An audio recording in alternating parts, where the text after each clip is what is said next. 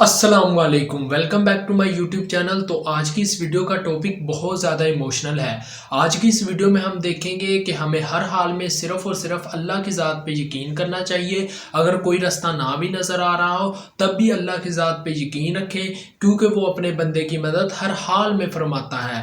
تو ویڈیو دیکھنے سے پہلے اگر آپ نے طاہر ٹی وی کو سبسکرائب نہیں کیا، سبسکرائب کر کے بیل آئیکن کے بٹن کو پریس کریں، کیونکہ ہم اپنے اس چینل پر ایسی ویڈیو لاتے رہتے ہیں۔ اور ویڈیو کو دوستوں کے ساتھ شیئر ضرور کریں، ہو سکتا ہے آپ کا ایک کلک اور ایک شیئر کسی ایک کے دل میں بھی اللہ تعالیٰ کے یقین کو پختہ کر دے، اور یہ میرے لیے اور آپ کے لیے قیامت کے دن نجات کا ذریعہ بن سکتا ہے۔ تو آئیے بغیر ٹائم ویسٹ کے شاندار ویڈیو کا آغاز کرتے ہیں اور اللہ تعالیٰ پر اپنے یقین کو اور پختہ کرتے ہیں۔ اللہ تعالیٰ نے فرمایا سورہ رعد میں، ان اللہ لا یغیر ما بقوم حتی یغیروا ما بانفسہم، کسی قوم کی حالت اللہ نہیں بدلتا جب تک کہ وہ اپنے اندر اپنے نفس کی حالت کو نہیں بدلیں گے۔ پہلے اندر اپنے آپ کو بدلو، پہلے حلال پر اکتفا کرو، حرام سے اجتناب کرو، گھروں میں شرعی پردہ نافذ کرو۔ شرعی پردہ، یہ رواجی پردہ نہیں، شرعی پردہ۔ پوچھئے علماء سے کس کس سے پردہ ہے، کس کس کے سامنے عورت آ سکتی ہے بغیر حجاب کے، کون ہے محرم، پوچھئے۔ اور چیزیں بھی پوچھتے، یہ بھی پوچھئے نا ان سے، پھر اس پر عمل کیجئے۔ اگر آپ اپنے گھر کے اندر پردہ نافذ نہیں کرتے اور شکوہ کرتے جی بڑی عریانی دنیا میں پھیل رہی ہے، تو آپ کو شکوہ کرنے کا حق نہیں۔ عریانی ہے، بے حجابی ہے، بے پردگی ہے، فحاشی ہے، پھیل رہی ہے، کیوں؟ ہم نے خود اپنے گھروں سے پردہ نکال دیا۔ جس کے بعد دو پیسے آ گئے، سب سے پہلا کام یہ کیا کہ برقع اتار دیا۔ معلوم ہوا کہ یہ تو غربت کی علامت تھی، یہ تو گویا کہ دقیانوسیت کی علامت تھی۔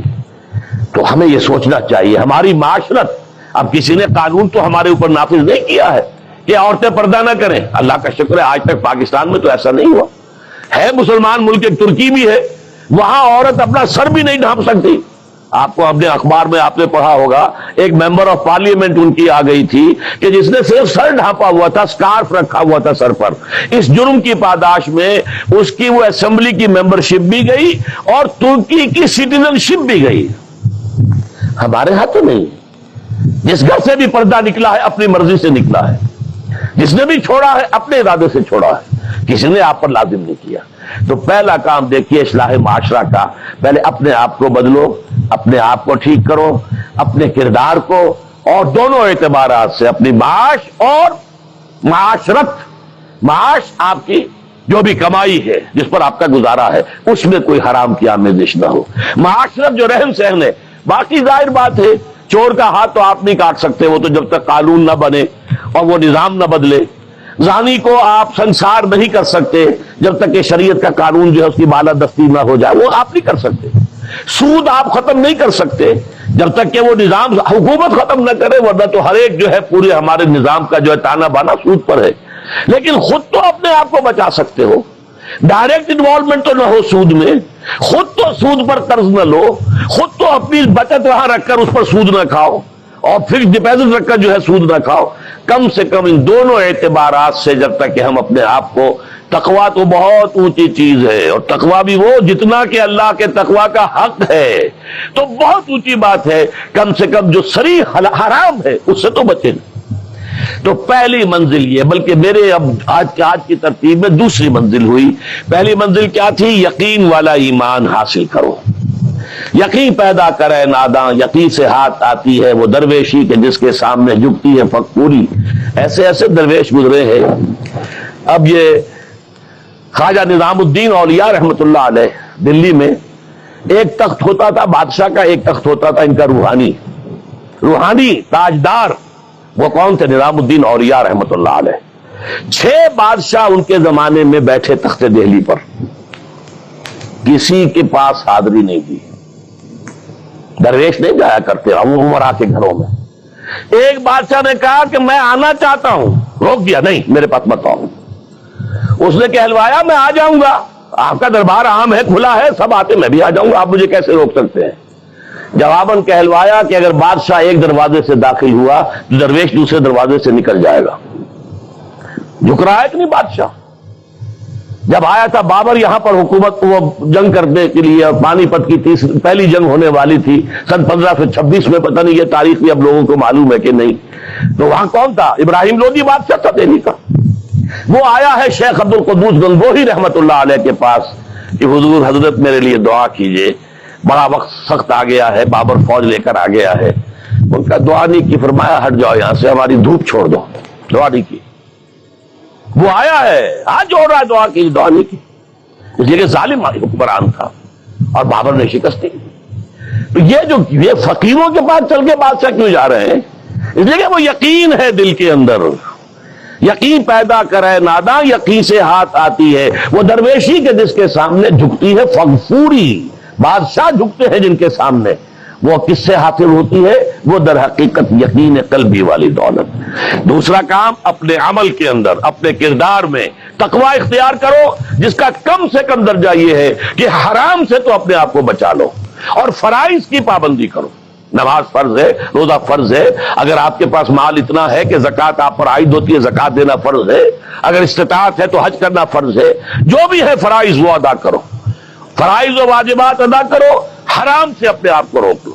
یہ دو کام نہیں کرتے تو اگلی آیت کی طرف بڑھنے کا فائدہ ہی نہیں، پھر یہیں پر بات ختم ہو جائے گی، فل سٹاپ ہو جائے گا۔ لیکن اگر یہ مرحلہ طے کر لیا، خوش نصیب، اس نے اپنی معاش اور اپنی معاشرت کو درست کر دیا شریعت کے مطابق۔ اب اگلا قدم کیا ہوگا؟ وَاعْتَصِمُوا بِحَبْلِ اللَّهِ جَمِيعًا وَلَا تَفَرَّقُوا۔ اب چونکہ تمہیں فرد سے آگے بڑھ کر ایک امت بننا ہے، دنیا میں انقلاب برپا کرنے کے لیے، اللہ کے دین کا بول بالا کرنے کے لیے، اللہ کے دین کو غالب کرنے کے لیے تمہیں تو فوج بننا ہے، خدائی فوجدار بننا ہے، لہذا تمہیں جڑنا ہوگا نا۔ تمہیں جوڑنے والی شے کون سی ہوگی؟ میں نے کہا تھا نا، فصیل کی مضبوطی کا دار و مدار دو چیزوں پر ہے، اینٹیں پکی ہو، افراد جو ہیں ان میں تقوی آ گیا، فرما برداری آ گئی، اینٹ پکی ہو گئی دینی اعتبار سے۔ اب ان کو جوڑنے والی شے کیا ہے؟ فرمایا اور سب مل جل کر اللہ کی رسی کو مضبوطی سے تھام لو اور تفرقوں میں مبتلا نہ ہو۔ وَاعْتَصِمُوا بِحَبْلِ اللَّهِ، حبل اللہ، اللہ کی رسی، مل جل کر جمیعاً، وَاعْتَصِمُوا بِحَبْلِ اللَّهِ جَمِيعًا وَلَا تَفَرَّقُوا، تفرقے میں مبتلا نہ ہو۔ تفرقہ ہوگا تمہاری قوت ختم ہو جائے گی۔ Divided you fall, United you stand. اگر تم مضبوط ہو اور مجتمع ہو، بنیاد مرصوص ہو، تو تمہیں کوئی شکست نہیں دے سکتا۔ اگر تمہارے دل پھٹے ہوئے ہو، تمہارے اندر رکھنے ہو، تو تمہارے اندر سے غدار نکل آئیں گے۔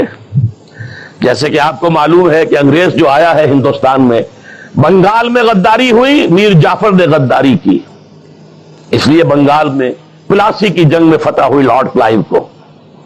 دکن میں ہمارا آخری تیر جسے کہا اقبال نے، ترکشے مارا خدنگے آخری، ٹیپو سلطان آخری چٹان تھی ہندوستان کے اندر، اور وہ بھی ایک غدار کی وجہ سے۔ جعفر از بنگال و صادق از دکن، ننگے آدم ننگے دی ننگے وطن، تھے کون؟ مسلمان تھے۔ لیکن یہ کہ اگر آپس میں تفرقہ ہے، آپ کے تفرقے کو دشمن استعمال کرے گا، آپ کو آپس میں ٹکرائے گا، ایک کے مقابلے میں دوسری کی مدد کرے گا، کبھی دوسرے کے مقابلے میں آپ کی مدد کرے گا، تاکہ آپس میں ٹکرا کر ختم ہو جاؤ۔ لہذا اتحاد، اب کیونکہ یہاں پہ اتحاد لکھا ہوا ہے تو اسی حوالے سے سمجھیے کہ وَاعْتَصِمُوا بِحَبْلِ اللَّهِ، جو اتفاق کیسے آئے گا؟ اللہ کی رسی کو مضبوطی سے تھامو۔ تو ویورز، ویڈیو کا کلپ آپ نے دیکھا، ہوپ سو ویڈیو آپ کو پسند آئی ہوگی۔ تو اگر ویڈیو پسند آئے تو تھمز اپ کے بٹن کو کلک کریں اور چینل کو سبسکرائب ضرور کریں۔ ملتے ہیں نیکسٹ ویڈیو میں، اپنا خیال رکھیے گا، تب تک کے لیے اللہ حافظ۔